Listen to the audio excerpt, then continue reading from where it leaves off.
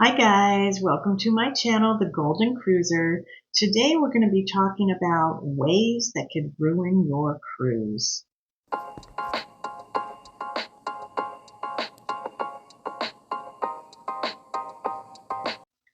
So let's jump into some of these ways that could actually ruin your cruise and take a look at maybe some solutions to these. Number one is be flexible.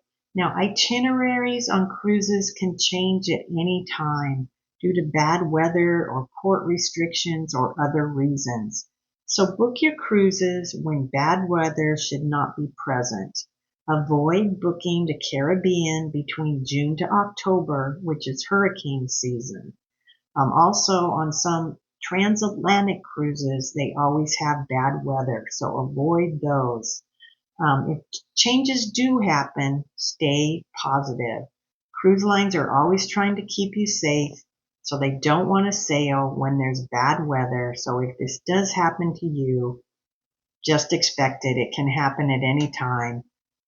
You'll also make sure if you miss some of the ports on your cruise, sometimes you can't stop in a port because of bad weather or something's happening. Make sure that they're not charging you port fees for that port. So make sure you get your money back, because when you book your cruise, you're paying for port fees at every port you get off at. So just check that with customer service and make sure you're getting your money back if you're not stopping at a port. Number two, and this may sound silly, don't fall overboard. Now, cruise ships are designed to avoid this, and it's almost impossible to just fall overboard accidentally. You always hear these stories, oh, someone fell overboard, someone fell overboard. Well, they don't just fall overboard. They jump, they're pushed, they do stupid things. So some of these ways to avoid this: don't drink too much. There's been people that have really drank way too much and they think they're going to climb up on a railing, look at me, I'm the king of the world and all this stuff, and they go overboard. Or people get drunk and they get into fights with each other. Recently happened, and then the woman jumped overboard because they were fighting. She had been drinking too much, and they jump overboard. People climb up on the balcony railings and other railings to take a selfie while they're sitting on the railing, and they fall overboard. So just don't do things like this. And another thing, if you have small children, make sure you've got those kids in your hand at all times. Kids love to climb. Um, Probably better not to get a balcony cabin if you have small kids that love to climb. Just get an inside cabin or a window cabin and be safe. But just be safe with doing, really dumb, stupid things. You're not going to fall overboard just by walking around the ship. The railings are really high. You have to climb up to get over. So too much drinking is one of the causes of this. Just be careful and you'll have no problems. You won't go overboard just walking around the ship. Number three, don't miss your ship. If you're flying in, I do recommend, and so does a lot of people, don't fly in the same day. Fly in the day before. Planes get delayed and canceled all the time, and this might make you, miss your ship. The ship is not going to wait for you. Even if you just get there and the ship's still there, but the gangplank's up and they're done checking people in, they're not going to open that back up again for you. So if possible, if you can possibly do this, go the day before. We go the day before, whether I'm driving, taking a train, flying, because you never know what could happen. Always best to go the day before. So if you can, just do that and you'll have a better trip. Another thing, avoid illness or accidents on board. Now, getting sick on a cruise is not fun. The number one thing is to wash your hands constantly when you're on a cruise. Now, I know a lot of people just use hand sanitizer, but hand sanitizer does not kill norovirus and it does not kill some other viruses. It will help with certain illnesses, but the best thing is washing your hands and washing them for, longer, not just a quick like that and you're done.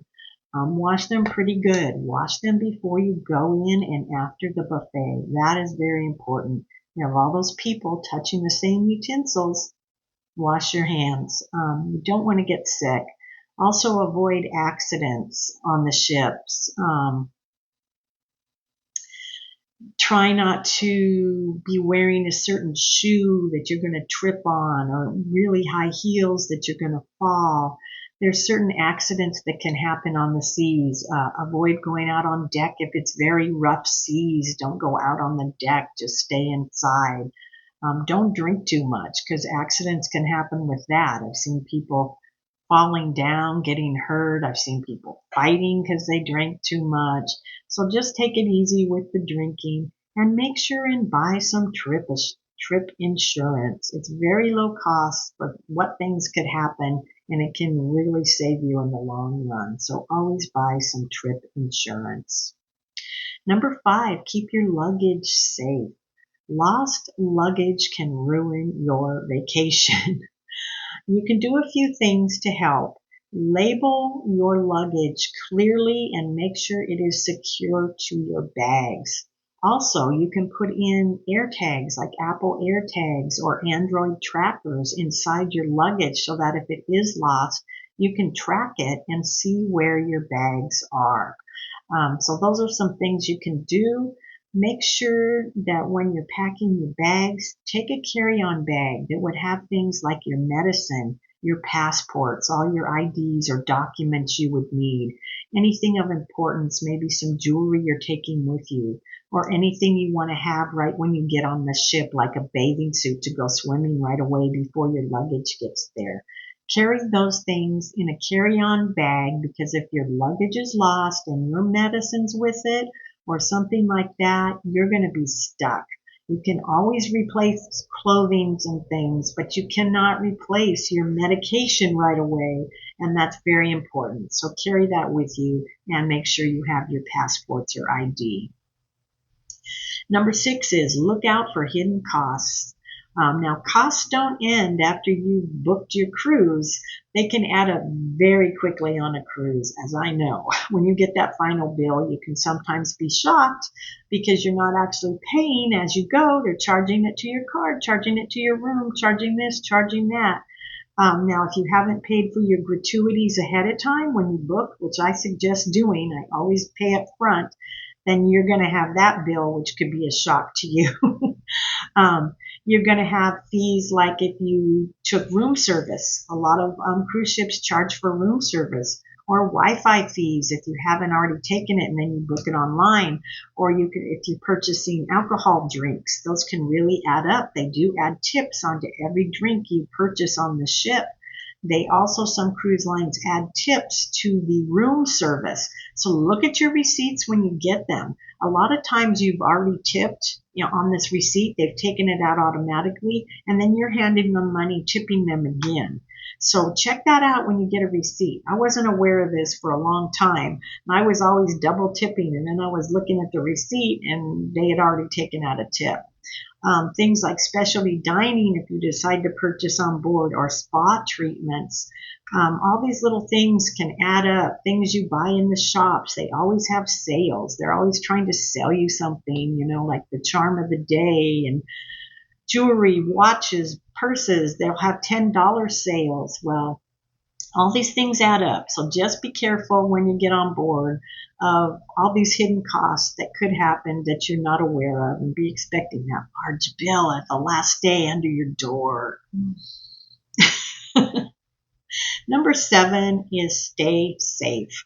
Now, everyone thinks a cruise ship is a safe place, and usually it is, but crimes do happen on cruise ships, and the number 1 crime on cruise ships is sexual assaults. Just last week, this was a horrible story. A 14-year-old boy was in a jacuzzi by himself, and 2 men from Mexico, I believe, got in there with him. Well, they ended up molesting this boy, and one of the men was HIV positive. Now, they did get these men. They arrested them when they got to the port of Miami when they were getting off the ship. But I just want everyone to know, you think these cruise ships are so safe, and I've seen kids running around the ships by themselves.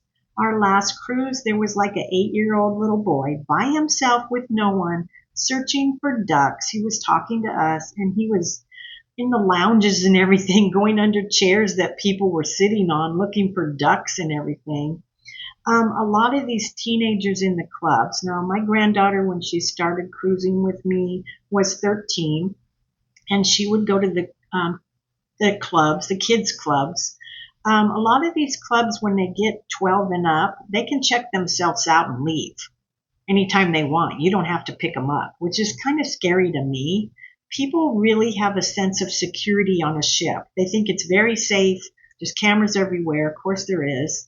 There's security. They think no one's going to do anything wrong. But things do happen. There's been children assaulted. There's been children assaulted by the teachers in the clubs. You just need to be careful. I never let my granddaughter check herself out. Either I'm there or her dad's there to pick her up. We drop her off. I know some of the friends that she met there the first year when she was 13. There was a 12-year-old girl in there with her that she became friends with. This girl was on the cruise with her dad. She was always on her own. She would check herself out and she would run all around this cruise ship. This little girl wore big false eyelashes and makeup all over her face. And she was just going into nightclubs and dancing and stuff all by herself. Oh my gosh, things happen. Things happen. You feel these ships are safe, but they're not. Another thing, when my granddaughter was in the teen club when she was about 14, we were at a party on the pool deck, an 80s party, and she was with us. She's a really good girl, and she loves hanging out with us. She loves doing things with us, but she does like going to the teen clubs and doing things and then coming and doing things with us.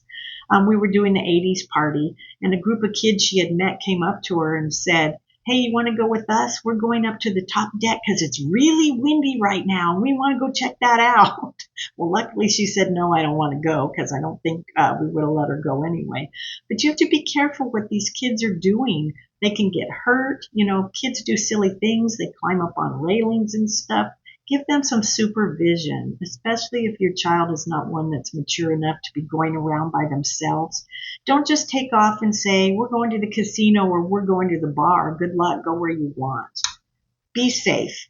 Keep your children safe. Absolutely keep your children safe. That's all I got to say. Watch it. It's not safe like you think. And keep yourself safe in ports also. Know your surroundings. Be aware. Don't go off the beaten path and everything. Stay in tourist areas. Be careful in ports of pickpocketers. They prey on tourists. Don't wear your cruise lanyards around your neck when you're in port. Don't take jewelry into port. Don't take your designer bags when you're in port. These crooks look for things like that. They want to rob you, so don't look like that. Just take an old backpack or something, wear it in the front, a sling bag like I do. Don't wear any of your designer stuff with you. Just be very careful. They do prey on the tourists. So, number 8 is prepare for rough seas. Now, if you're prone to seasickness, you probably want to avoid certain cruises like transatlantic cruises that are generally rough seas, and go for smoother sailings to places like the Mediterranean, Alaska, or even the Caribbean when it's not during hurricane season would be calmer seas for you. If you do get into rough seas, make sure you've taken some seasick medication with you. Take it beforehand.